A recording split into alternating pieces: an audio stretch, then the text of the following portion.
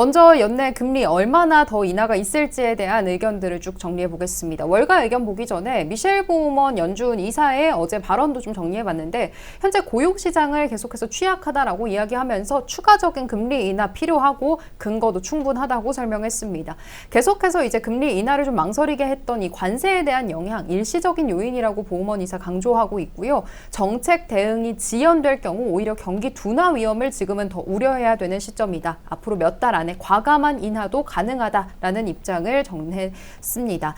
여기에 더해서 일단 뱅크 오브 아메리카도 비슷한 뱅크 오브 아메리카가 내놓은 입장을 좀 봐야 될 텐데 하트넷 분석가가 연내 두 차례 금리 인하는 불필요하다라는 또 입장을 전했습니다. 방금 전에 살펴봤던 입장과는 좀 다른 의견이라고 볼 수 있겠는데요. 현재 미국 경제가 일단 회복력이 있다라고 보면서 모기지 재융자라든지 신규 주택 판매가 3년 내 최고라고 평가하고 있습니다. 거기다 달러, 수익률, 유가 상승 등등을 봤을 때는 재정 상황이 완화되지 않고 있고 연말까지 연준이 지금 현재 두 차례 인하할 것이라고 시장은 예상하고 있지만 두 차례 정도의 인하까지는 필요하지 않아 보인다라고 설명했습니다. 또 최근에 많이 과열된 금과 은에 대해서는 조정 가능성은 있지만 장기 보유 전략이 더 맞아 보인다라고 강조를 하기도 했고요.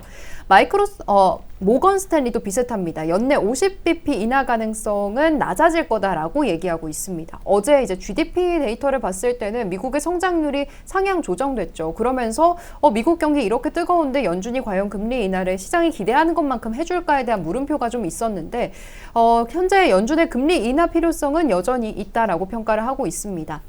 다만 앞서서 하트넷 분석가가 했던 것처럼 50bp를 연말까지 인하를 하기에는 좀 어렵지 않을까 이렇게 예상을 하고 있고요. 또 위험 시나리오에서는 내년도 인하 횟수도 3회보다 더 낮아질 가능성을 열어두고 있는 상황입니다. 일단 여전히 시장에서는 패드워치를 봤을 때도 연내 두 차례 인하가 높은 상황입니다. 지금 보니까 12월까지 62.1%가 두 차례 금리 인하를 점치고 있는데 대표님께서는 연내 2회 추가 인하 가능하다고 보실까요? 저는 절대 안 된다고 봅니다. 무조건 이건 아마 제가 처음 나올 때부터 지금까지 계속 똑같은 상태예요. 9월, 12월. 네. 9월, 12월, 10월을 네. 건너뛴다. 그렇죠. 9월은 이미 어쨌든 했고 그다음에 12월, 10월은 못한다 쪽으로 계속 얘기를 드렸는데 이유가 뭘까요?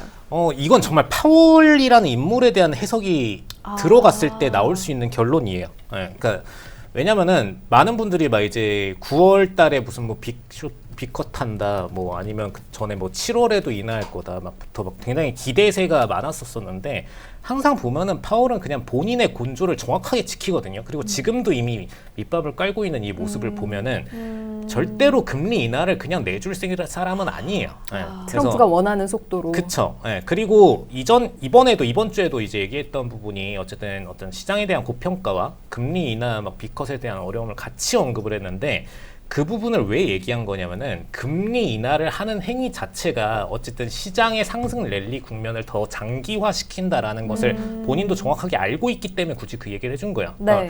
원래는 금리를 관장하는 연준이 투자 시장에 대해서 굳이 그렇게 디테일하게 언급하지 않는 게 일반적이거든요. 네. 왜냐면은 그 둘은 명백히 좀 다른 시장이에요. 그렇죠. 이건 채권 시장에 가까운 시장이고. 근데 굳이 언급을 한다라는 거는 본인이 갖고 있는 이 금리에 대한 어떤 결정 권한이 증시에 영향을 미치기 좋은 시점이라는 걸 명확하게 알고 있기 때문이고, 그리고 그 효과가 분명히 금리 인하로 인해서 드러날 수 있다는 것도 알고 있습니다. 그리고 본인이 어쨌든 이제 약간 지듯이 금리 인하를 했잖아요. 네. 약간 좀 트럼프가 압박해서 금리 인하를 하는 듯한 그 모양새를 취해줬기 때문에 이미 본인은 어떤 의사표시를, 그러니까 얘를 지킬 만큼 했다라고 이미 보고 있을 겁니다. 그래서 더 이상 여기서 뭐 추가적으로 달마다 금리를 내려주고 이러진 절대 않을 것 같고요. 네. 그냥 12월까지 지켜보다가 12월에 필요한 지표 그것도 나오면 그때 가서 인하하는 액션을 취할 가능성이 높다. 네. 그냥 딱 이렇게 보시는 게 맞을 것 같습니다. 파월이라는 인물에 대해서 좀 근거를 들어주셨는데 경제 지표상으로도 저희가 만약에 해석을 했을 때 연내 2회까지 안 된다 하는 근거는 뭐가 있을까요? 사실 2회까지 진행을 하게 될 경우에 어쨌든 이제 그 밖에 인플레이션뿐만 아니라 주택 지표 자체도 또 동반 상승을 해줄 수가 있거든요. 네. 그래서 사실 이런 국면들을 만들어주는 게 분명히 좋지 않은 부분도 있고, 그리고 두 번째로는 지금 미국이 금리 인하를 빠르게 진행할 경우에 발생하는 역효과가 두 개 정도가 있어요.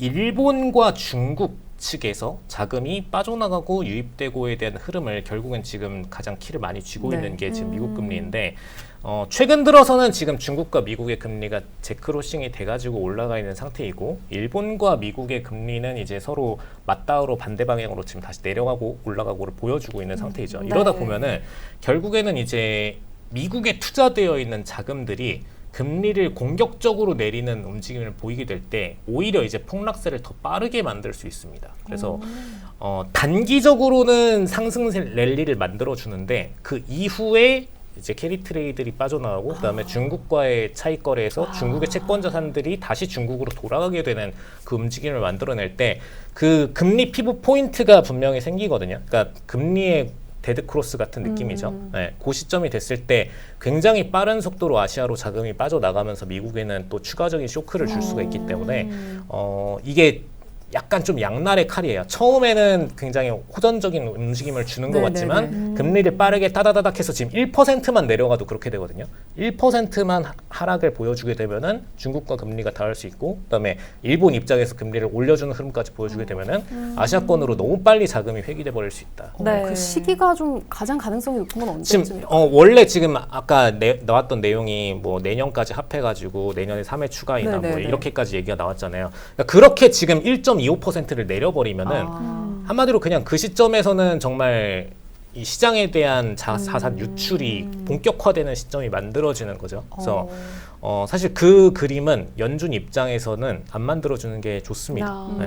그래서 투자자들한테도 더 안 천천히. 만들어주는 게 좋아요. 그래서 최종 수치는 절대로 그만큼은 내려갈 수가 없을 거다라고 보시는 게 좀 좋을 것 같고 단기적으로 보더라도 그 금리에 대한 결정 부분을 그렇게 빠르게 움직여주는 액션 자체가 지금은 좋은 상태는 아닙니다. 근데 사실 투자자들은 연내 네. 지금 거의 3회 인하를 확신하고 있고 네. 그래서 만약에 이제 10월에 동결을 해버린다면 시장이 기대하는 그림이 아니라서 좀 조정이 있지 않을까 이런 우려도 생기는데 지금 수치 대비해서는 좀 그래 보일 수 있는데 채권 투자자들이 원래 좀 약간 기대성으로 한 40%에서 60% 정도까지는 왔다 갔다를 많이 하거든요. 네네. 네, 그래서 그거는 그냥 장중에도 계속 변할 것 같습니다.